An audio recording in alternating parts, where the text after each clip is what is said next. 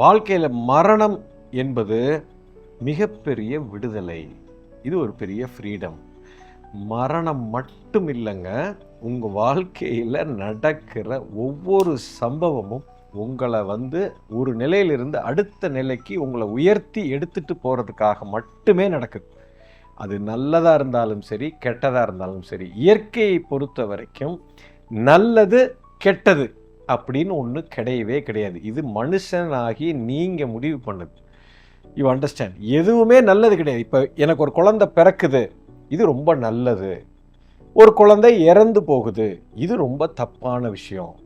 இது பிறந்தது கரெக்டு, இறந்தது தப்புன்னா அப்போ இயற்கையில் எந்த பொருளும் வந்த பொருள் எதுவுமே சாகக்கூடாதுல்ல? கொஞ்சம் யோசிச்சு பாருங்க.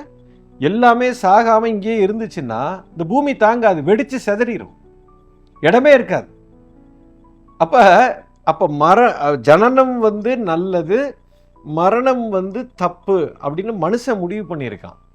ஏன்னா அவனுக்கு ஒரு பாதிப்பு வருது. ஒரு குழந்தை பிறந்தா இவனுக்கு சந்தோஷமா இருக்கு, குழந்தை இறக்கிறதுக்கு இவனுக்கு இஷ்டம் இல்லை. எனக்கு அது பிடிக்கல. உனக்கு பிடிக்கலைன்னா அது தப்புன்னு நீ முடிவு பண்ணிட்டீங்க. கிடையவே கிடையாது.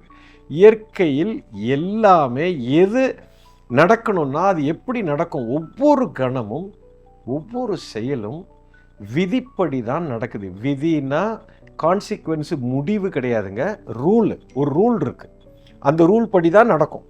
நான் ரூலுன்னு சொல்கிறது விளைவு கிடையாது, ப்ராசஸ்ஸு. நல்லா புரிஞ்சுக்கணும். இப்போ நீங்கள் ரோட்டில் நடந்து போகிறீங்க, பூமியில் நடந்தீங்கன்னா புவியீர்ப்பு சக்தி உங்களை கீழே பிடிச்சி இழுக்குது. அப்போ கால் தரையில் தான் நடக்கும்.